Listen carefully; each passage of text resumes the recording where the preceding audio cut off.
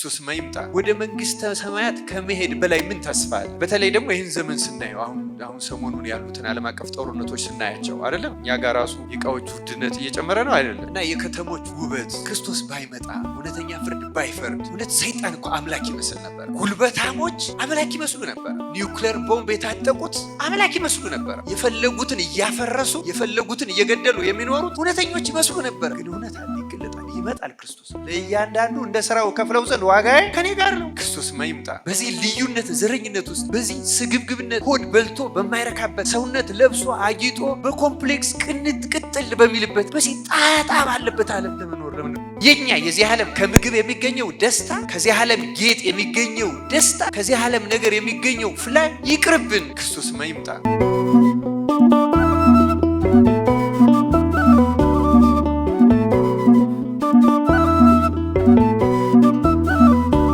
መነሻ የምናደርገው የመጽሐፍ ቅዱስ ክፍለ ምንባብ ትንቢተ ሶፎንያስ ምዕራፍ 2 ቁጥር 1 እስከ 3 ያለው ይሆናል።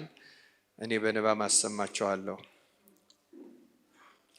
እናንተ እፍረት የሌላችሁ ሕዝብ ሆይ ትእዛዝ ሳይወጣ ቀኑም እንደ ገለባ ሳያልፍ የእግዚአብሔርም ቁጣ ትኩሳት ሳይመጣባችሁ የእግዚአብሔርም ቁጣ ቀን ሳይደርስባችሁ ተሰብሰቡ ተከማቹም። እናንተ ፍርዱን የጠበቃችሁ የምድር ትሑታን ሁሉ እግዚአብሔርን ፈልጉ፣ ጽድቅንም ፈልጉ፣ ትህትናንም ፈልጉ፣ ምናልባት በእግዚአብሔር ቁጣ ቀን ትሰወሩ ይሆናል ይላል። ስለ ቃሉ የአምላካችን የእግዚአብሔር ስሙ የተመሰገነ ይሁን።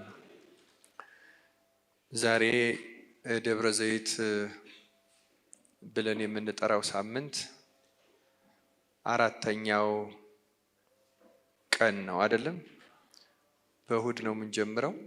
ረቡዕ ማለት ራሱ ራብ ከሚለው ከግዕዝ የተወሰደ ስለሆነ አራተኛው ቀን እንደሆነ ከስሙ ራሱ እንረዳለን።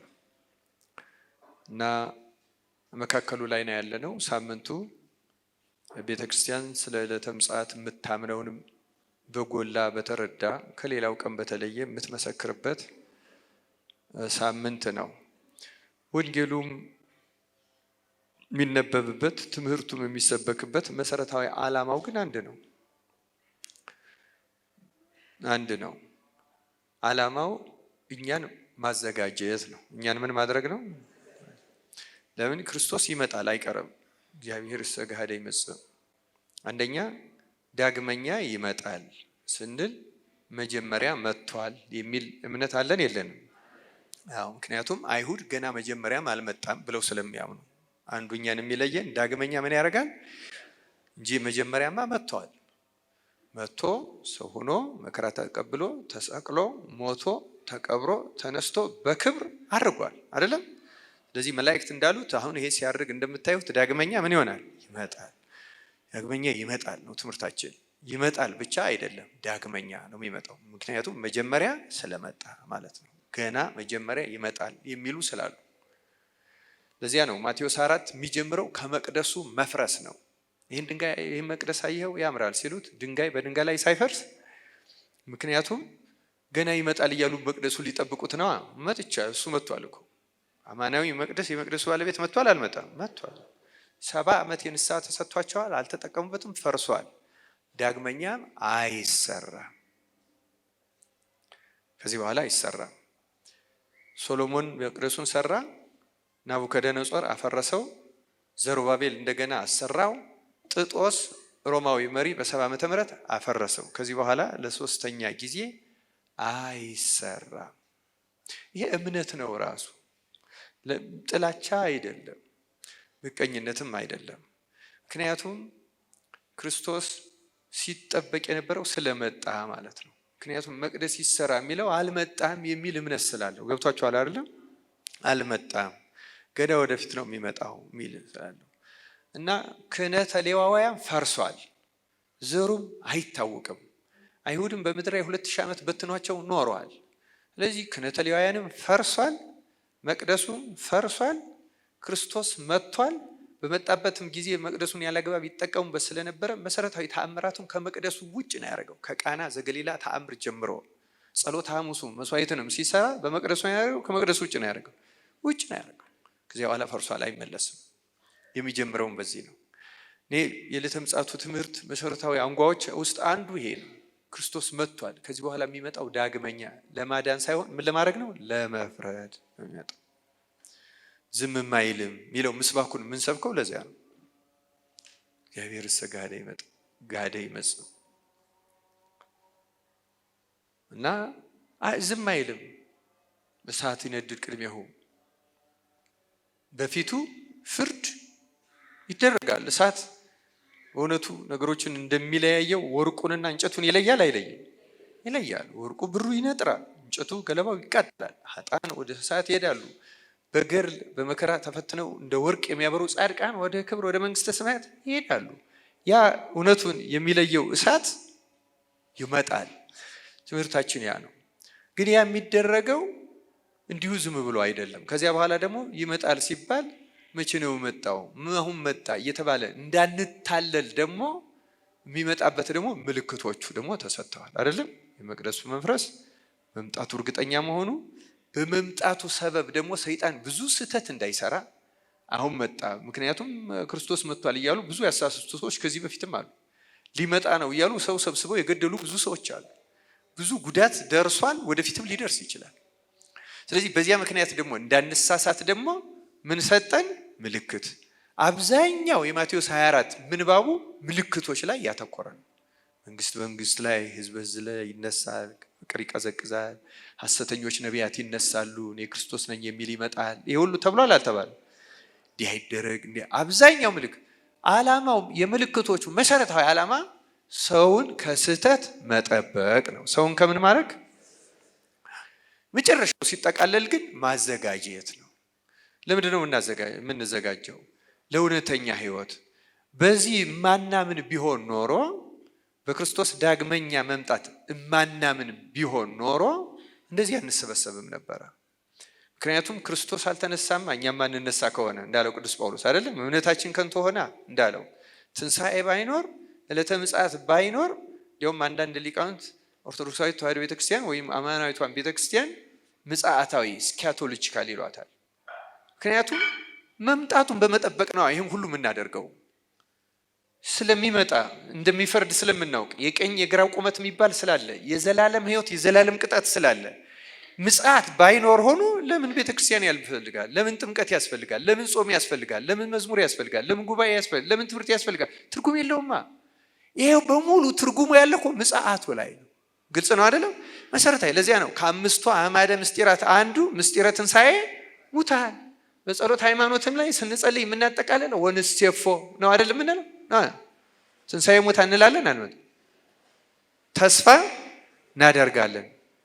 ግን ተስፋ የሚለው ቃል ራሱ ስንፈትሸው እኛ ራሱ በተስፋ የምንጠብቀው ይሁን አይሁን አይታወቅም። የክርስቶስ ምጽአት በስጋትና በፍርሃት ወይስ በተስፋና በጉጉት ነው የምንጠብቀው? አቤት ፍንጭ ስላገኛችሁ ማለት ነው። ጥሩ ነው በጣም እግዚአብሔር ያደርግልን። በእውነቱ እውነት ነው። እውነቱን ለመናገር ብዙ ጊዜ እኔ እንደማደርገው ዛሬ እናንተ አስቀድሜ ማብራሪያ ስለሰጠው ነው እንጂ ሰሞኑን የጠየቋቸው ሁሉ በምንድን ነው የምትጠብቁ ስላቸው በፍርሃት ነው ያሉኝ። ግን በተስፋ ነው መሆን ያለበት። ለምንድን ነው በተስፋ የሚሆነው? በተስፋ የሚሆነው እንኳን ክርስቶስን ምጽአት ይቅርና እውነተኛ ክርስቲያኖች ከሆነ ማለት ነው። አንድ ደህና አቅም ያለው ዘመድ ከውጭ ሀገር ዘመድ ያለው ሰው መጣለው፣ ቤት እገዛልሃለሁ፣ ጎደልህን አሟላለሁ ቢል የዚያን ሰው መምጣት በተስፋ እንጠብቃለን አንጠብቅም? እኛ እኮ ክርስቶስ ከዚህ በፊት መጥቶ ዕዳችን ከፍሎ ሄዷል። የዘላለም የኃጢአት ዕዳችን ከፍሏል አልከፈለም? ለዛውም ደግሞ እንደ ገንዘብ አይደለም፣ በብርና በወርቅ አይደለም የተገዛችሁ ነው ያለን። የተገዛ ነው በከበረ የደሙ ፈሳሽነት ነው አይደለም እንዴ? ራሱን በመስጠት አምላክ ሆኖ ሳለ ያን ካደረገ በኋላ ደግሞ በአባቴ ዘንድ ብዙ መኖሪያ አለ፣ መጥቼ ወስዳችኋለሁ ብሏል እኮ። ስለዚህ ወደ መንግስተ ሰማያት ከመሄድ በላይ ምን ተስፋ አለ? በተለይ ደግሞ ይህን ዘመን ስናየው አሁን ሰሞኑን ያሉትን ዓለም አቀፍ ጦርነቶች ስናያቸው አይደለም እንዴ? እኛ ጋር ራሱ የእቃዎች ውድነት እየጨመረ ነው አይደለም?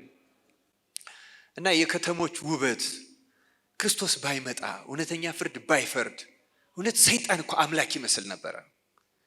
ጉልበታሞች አምላክ ይመስሉ ነበረ። ኒውክሌር ቦምብ የታጠቁት አምላክ ይመስሉ ነበረ። የፈለጉትን እያፈረሱ የፈለጉትን እየገደሉ የሚኖሩት እውነተኞች ይመስሉ ነበረ። ግን እውነት አለ፣ ይገለጣል፣ ይመጣል ክርስቶስ። ለእያንዳንዱ እንደ ስራው ከፍለው ዘንድ ዋጋዬ ከኔ ጋር ነው። ክርስቶስ ይምጣ። በትህትና ለሚኖር ግን ያን ዋጋ የምንቀበለው እሱ በዚህኛው በቀይ ቁማት እውነት የእሱ መምጣት አሁን ከተዘጋጀን በተስፋ ነው የምንጠብቀው። የምንወዳደርበት የምንጨነቅበት የፎቅ የቤት የኪራይ የመብራት የውሃ የስንቅ የነዳጅ መጥፋት የሚባል የለም። ሁሌ በምታበራ ብርሃኗ ራሱ ክርስቶስ በሆነ እጅግ በምታስደንቅ ዓለም ሊያኖረን ሰው እንዴት ያን አይጓጓለትም? እንዴት አይፈልገውም? ሰው ከዚህ ጭንቀት ወጥቶ ለዚያ እኮ ነው ቅዱስ ጳውሎስ ልሄድ ከክርስቶስ ጋር ልኖር ምን አደርጋለሁ ናፍቃለሁ። እኛ ግን እዚህ ነው መኖር የምንፈልገው። በጣም ይገርማል። በዚህ ጦርነት ውስጥ፣ በዚህ ትርምስ ውስጥ፣ በዚህ ልዩነት ዘረኝነት ውስጥ፣ በዚህ ስግብግብነት ሆድ በልቶ በማይረካበት ሰውነት ለብሶ አጊጦ በኮምፕሌክስ ቅጥል በሚልበት በዚህ ጣጣ ባለበት ዓለም ለመኖር